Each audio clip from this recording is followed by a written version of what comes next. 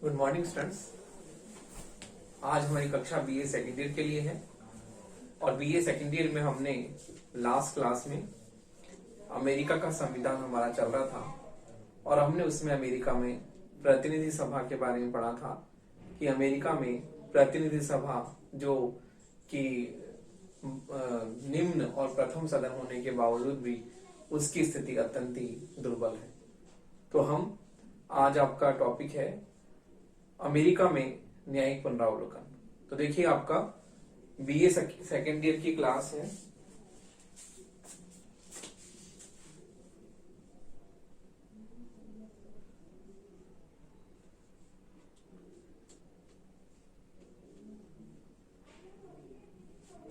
Paper first,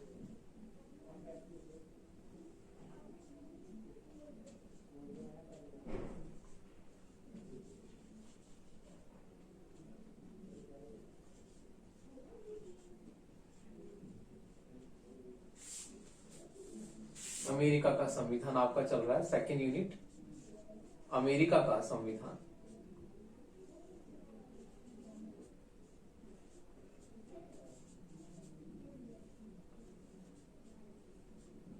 तो आज आपका टॉपिक है अमेरिका में न्यायिक पुनरावलोकन। अमेरिका में न्यायिक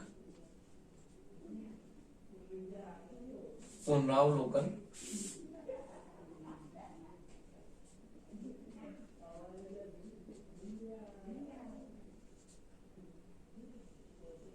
अमेरिका में न्यायिक पुनरावलोकन या न्यायिक समीक्षा। तो देखिए आपका टॉपिक आज अमेरिका में जो है न्यायिक पुनरावलोकन को लेकर है और हम देखिए न्यायिक पुनरावलोकन का मतलब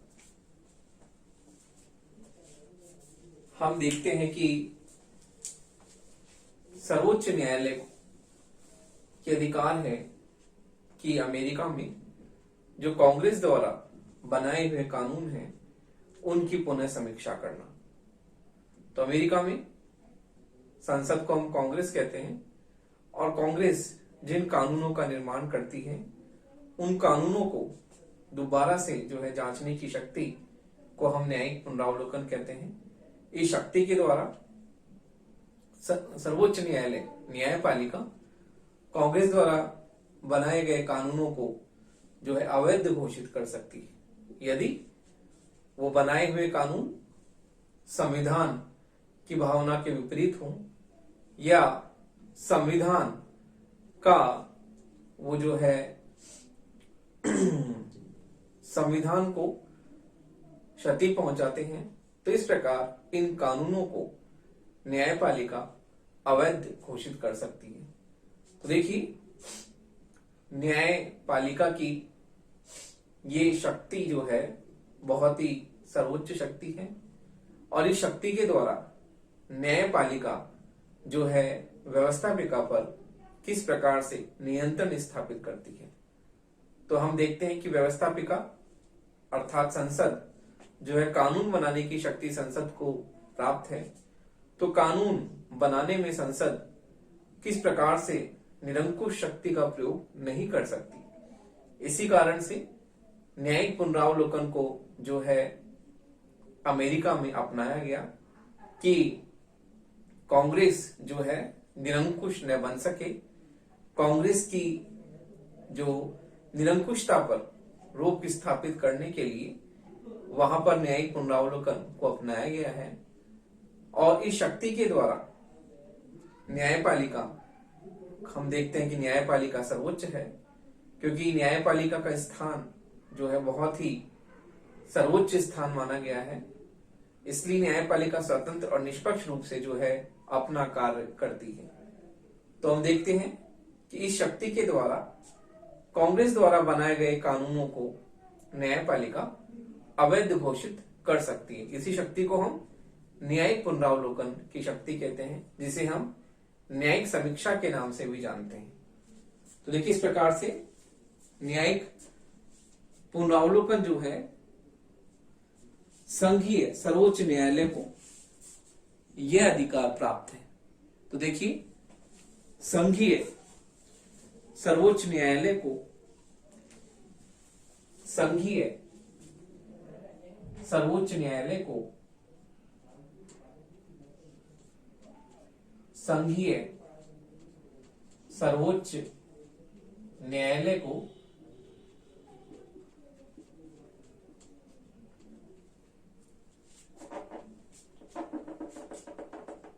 संघीय सर्वोच्च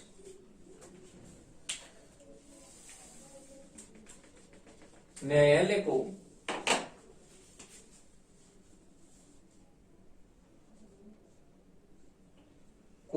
यह सर्वोच्च शक्ति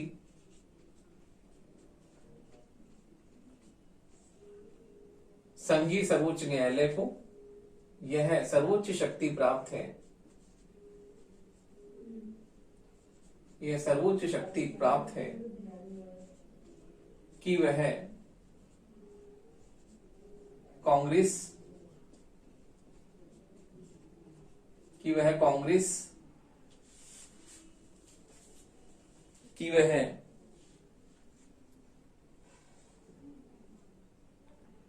प्राप्त है कि वह कांग्रेस द्वारा बनाए गए किसी कानून की परीक्षा करता है, कि वह कांग्रेस द्वारा बनाए गए कांग्रेस द्वारा बनाए गए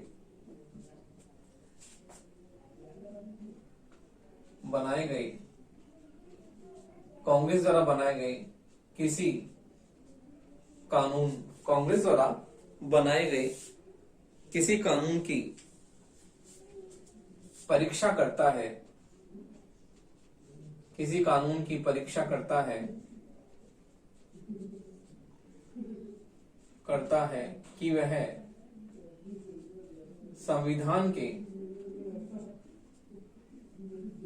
संविधान के अनुरूप है अथवा नहीं, कि संविधान के अनुरूप है अथवा नहीं,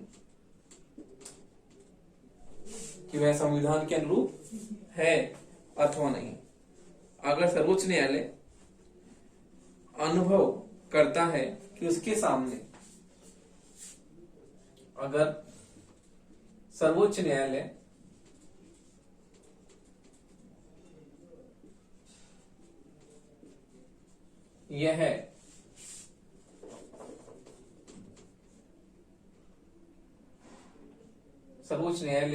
यह अनुभव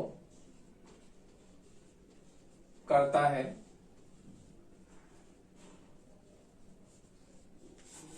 अगर सर्वोच्च न्यायालय यह अनुभव करता है कि उसके सामने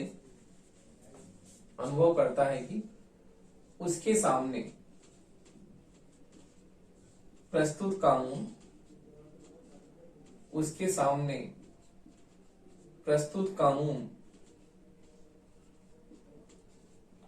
संविधान के अनुरूप नहीं है, प्रस्तुत कानून संविधान के अनुरूप नहीं है, तो वह इसे अवैध घोषित कर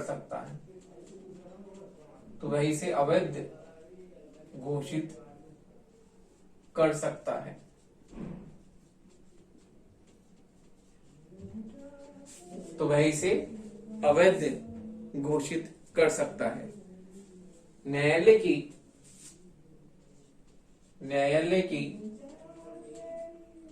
इसी शक्ति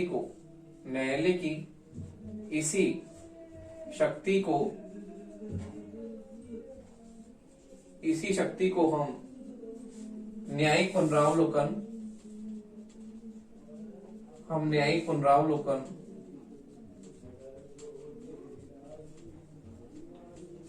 न्यायिक पुनरावलोकन अथवा न्यायिक समीक्षा, न्यायिक पुनरावलोकन अथवा न्यायिक समीक्षा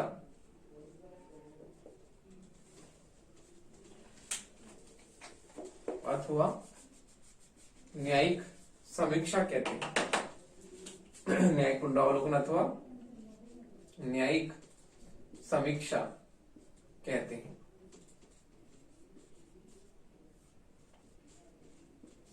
देखिए, न्यायिक पुनरावलोकन की शक्ति न्यायालय की वह सर्वोच्च शक्ति है जिसके द्वारा वह किसी भी कानून की परीक्षा कर सकता है कि वह संविधान के अनुरूप अथवा नहीं है। और यदि न्यायपालिका को यह लगता है कि संसद ने कोई ऐसा कानून बनाया है जो संविधान के अनुरूप नहीं है, तो इस बने हुए कानून को न्यायपालिका अवैध घोषित कर सकती है। और न्यायालय की इसी शक्ति को हम न्यायिक पुनरावलोकन अथवा न्यायिक समीक्षा की शक्ति के नाम से जानते हैं। तो देखिए, साधारण शब्दों में न्यायिक पुनरावलोकन का अर्थ यह है कि न्यायपालिका संसद द्वारा बनाए गए उन कानूनों को अवैध घोषित कर सकती है जो कि संविधान के अनुरूप नहीं है। और सर्वोच्च न्यायालय की इसी शक्ति को हम न्यायिक पुनरावलोकन अथवा न्यायिक समीक्षा के नाम से जानते हैं। तो देखिए, ये न्यायालय की सर्वोच्च शक्ति है और इसी शक्ति के द्वारा जो है न्यायालय जो भी कानून असंवैधानिक है उन असंवैधानिक कानूनों को अवैध घोषित कर सकती है। देखिए, न्यायिक पुनरावलोकन की प्रमुख विशेषताएं जो है इस प्रकार है। तो देखिए, न्यायिक पुनरावलोकन की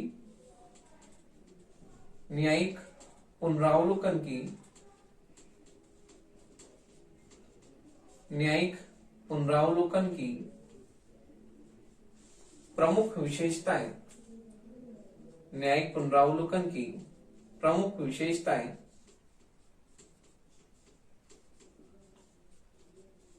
निम्न है। प्रमुख विशेषताएं निम्न है। तो देखिए, पहली विशेषता है संविधान में न्यायिक पुनरावलोकन की स्थापना नहीं की है। पहला पॉइंट है, संविधान ने न्यायिक पुनरावलोकन, संविधान ने न्यायिक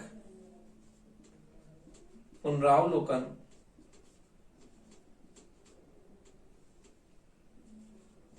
की व्यवस्था नहीं की है। संविधान ने न्यायिक पुनरावलोकन की व्यवस्था नहीं की है, अपितु सर्वोच्च न्यायालय ने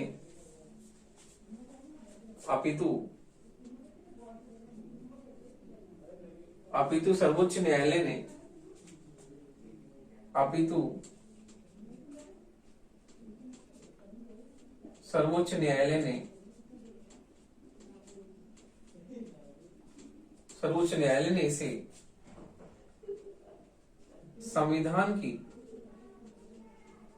न्यायालय ने इसे संविधान की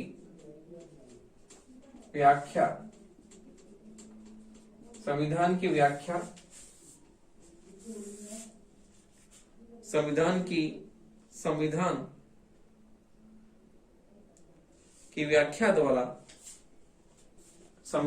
व्याख्या द्वारा इसे प्राप्त किया है। संविधान की व्याख्या द्वारा इसे प्राप्त किया है।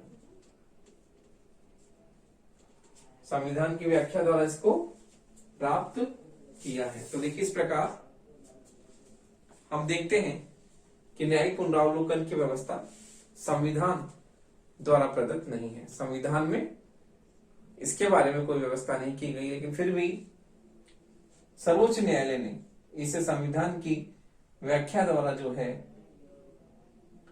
सर्वोच्च न्यायालय ने संविधान की व्याख्या द्वारा इसे प्राप्त किया है। अगला है न्यायिक पुनरावलोकन की धारणा। अगला पॉइंट है न्यायिक पुनरावलोकन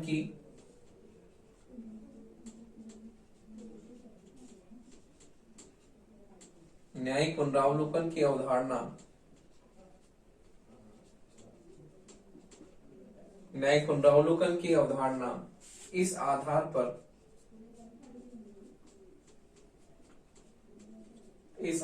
पर खड़ी है।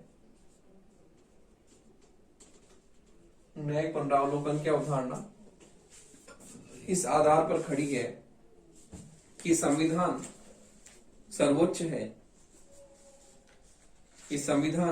है, और सर्वोच्च न्यायालय की संविधान सर्वोच्च है और सर्वोच्च न्यायालय को कि संविधान सर्वोच्च है कि संविधान इस आधार पर खड़ी है कि संविधान सर्वोच्च है, संविधान सर्वोच्च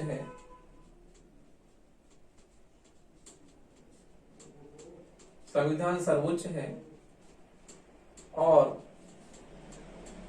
सर्वोच्च न्यायालय को संविधान सर्वोच्च है और सर्वोच्च न्यायालय को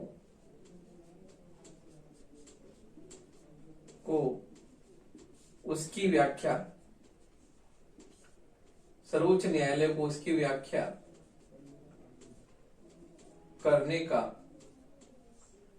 सर्वोच्च न्यायालय को उसकी व्याख्या करने का अधिकार है।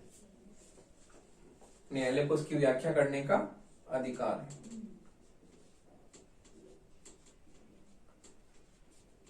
यदि सर्वोच्च न्यायालय यदि सर्वोच्च न्यायालय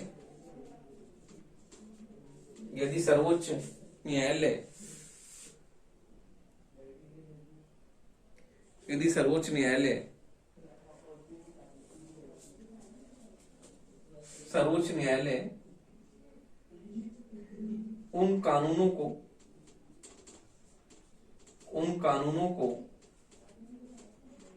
संविधान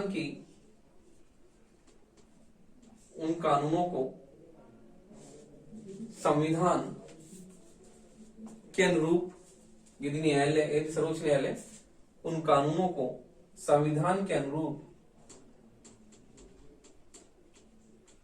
नहीं देखता है, संविधान के अनुरूप नहीं देखता है तो उन्हें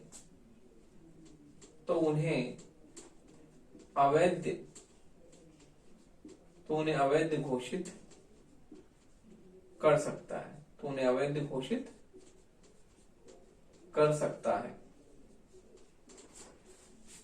तो इस प्रकार से सर्वोच्च न्यायालय को यह अधिकार प्राप्त है कि जो कानून उसे संविधान की भावना के विपरीत दिखे,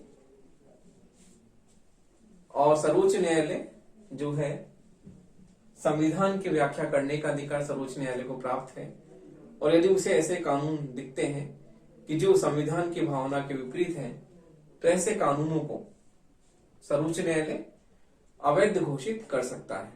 तो देखिए, इस प्रकार हम देखते हैं कि इसकी दूसरी विशेषता के आधार पर जो है न्यायालय को संविधान की व्याख्या करने का अधिकार प्राप्त है, और यदि सर्वोच्च न्यायालय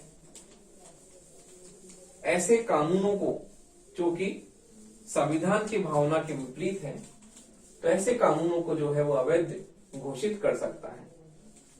तो अब हम देखते हैं कि न्यायिक पुनरावलोकन की अगली विशेषता क्या है। तो देखिए, अगली विशेषता के रूप में हम देखते हैं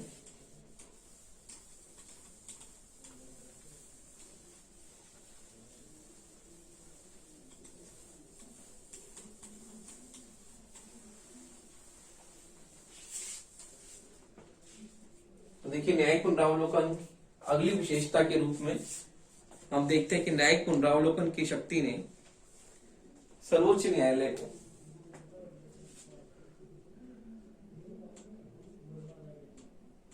न्यायिक पुनरावलोकन की शक्ति ने न्यायिक पुनरावलोकन की शक्ति ने न्यायिक पुनरावलोकन की शक्ति ने सर्वोच्च न्यायालय को शक्ति ने सर्वोच्च न्यायालय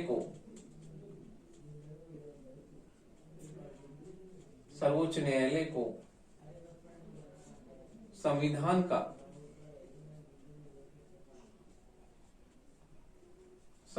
का रक्षक बना दिया है।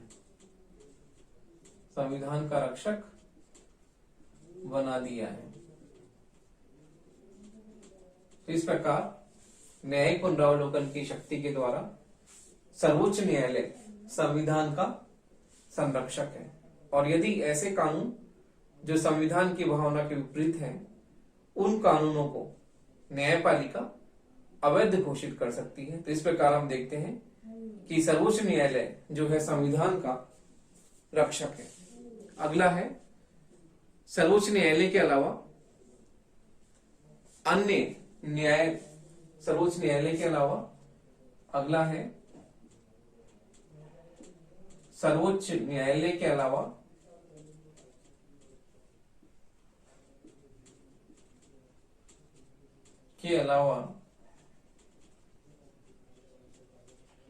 अन्य न्यायालय भी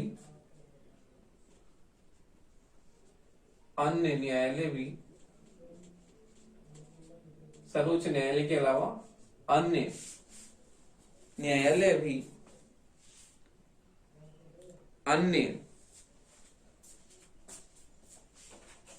गलत हो गया, अन्य संघीय न्यायालय भी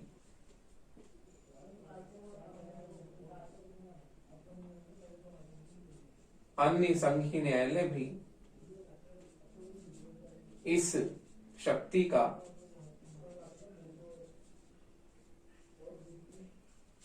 अन्य संघीय न्यायालय भी इस शक्ति का प्रयोग करते हैं। इस शक्ति का प्रयोग करते हैं।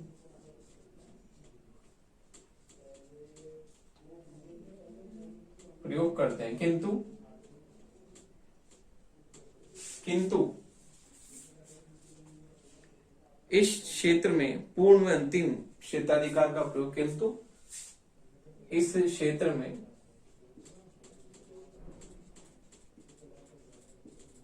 पूर्ण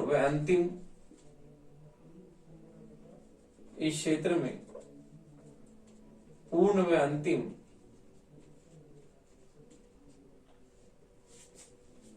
क्षेत्राधिकार का प्रयोग पूर्ण व अंतिम क्षेत्राधिकार का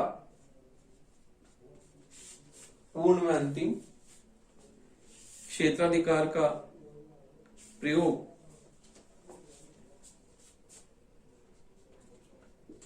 सर्वोच्च न्यायालय ही करता है। का प्रयोग सर्वोच्च न्यायालय ही करता है। तो देखिए हम देखते हैं अन्य संघीय न्यायालय भी सर्वोच्च न्यायालय की न्यायिक पुनरावलोकन की शक्ति का प्रयोग कर सकते हैं, लेकिन अंतिम और पूर्ण शक्ति का प्रयोग केवल सर्वोच्च न्यायालय ही इस क्षेत्र में करता है। तो देखिए अगला हम देखते हैं, अगली इसकी विशेषता है कि सर्वोच्च न्यायालय ये अन्य सर्वोच्च न्यायालय, अगली विशेषता है सर्वोच्च न्यायालय या अन्य संघीय न्यायालय, सर्वोच्च न्यायालय या अन्य संघीय न्यायालय, सर्वोच्च न्यायालय या अन्य संघीय न्यायालय किसी कानून की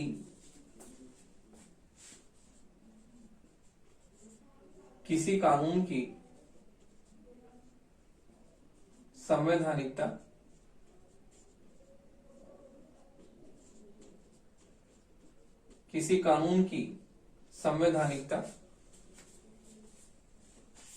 संवैधानिकता पर विचार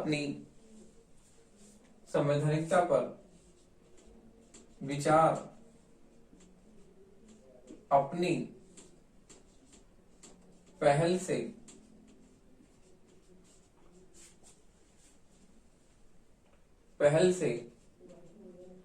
शुरू नहीं करता, अपनी पहल से शुरू नहीं करता,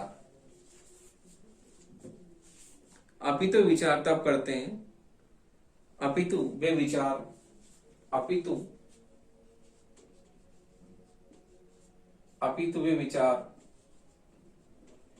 तब करते हैं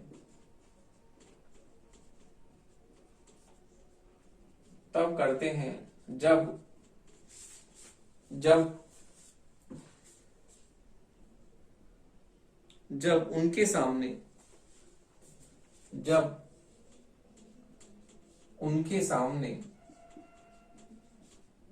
किसी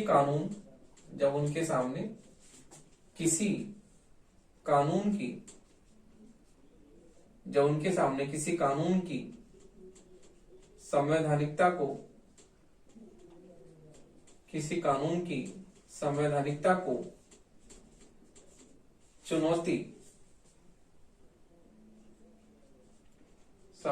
को चुनौती दी जाती है, जब उनके सामने किसी कानून की संवैधानिकता को चुनौती दी जाती है। तो देखिए, इस प्रकार से हम देखते हैं कि सर्वोच्च न्यायालय के अलावा संघीय न्यायालय भी शक्ति का प्रयोग करते हैं, लेकिन इस क्षेत्र में पूर्ण व अंतिम क्षेत्राधिकार का प्रयोग सर्वोच्च न्यायालय को ही प्राप्त है। तो इस प्रकार सर्वोच्च न्यायालय इस क्षेत्र में अंतिम रूप से इस शक्ति का प्रयोग करता है। अगला है, सर्वोच्च न्यायालय अन्य संघीय न्यायालय किसी कानून की संवैधानिकता पर विचार पर अपनी पहल से शुरू नहीं करता, यानी सर्वोच्च न्यायालय स्वयं खुद पहल नहीं करता इस क्षेत्र में। वे विचार तब करता है जब उनके सामने किसी कानून की संवैधानिकता को चुनौती दी जाती है। तो इस प्रकार हम देखते हैं कि न्यायिक पुनरावलोकन की शक्ति में सर्वोच्च न्यायालय स्वयं पहल नहीं करता। इस शक्ति के बारे में जब उसके सामने किसी कानून की संवैधानिकता को चुनौती दी जाती है, तब इस क्षेत्र में वह स्वयं पहल करता है। तो इस प्रकार न्यायिक पुनरावलोकन की शक्ति सर्वोच्च न्यायालय की महत्वपूर्ण शक्ति है और इस शक्ति के द्वारा सर्वोच्च न्यायालय जो है न्यायिक पुनरावलोकन की शक्ति का प्रयोग करता है। तो हम देखते हैं कि सर्वोच्च न्यायालय इस शक्ति में अपनी पूर्ण व अंतिम शक्ति का प्रयोग वह स्वयं अपने रूप में करता है और कांग्रेस द्वारा निर्मित जो कानून संविधान की भावना के विपरीत हैं, संविधान के प्रतिकूल हैं, उन कानूनों को जो है सर्वोच्च न्यायालय अवैध घोषित कर सकता है। तो इस प्रकार सर्वोच्च न्यायालय की न्यायिक पुनरावलोकन की शक्ति जो है सर्वोच्च न्यायालय को न्यायपालिका का संरक्षक या रक्षक बना देती है। तो इस प्रकार सर्वोच्च न्यायालय जो है इस शक्ति का पूर्ण व अंतिम रूप से प्रयोग करता है और कांग्रेस द्वारा बनाए हुए उन कानूनों को अवैध घोषित कर सकता है जो कि संविधान की भावना के विपरीत है।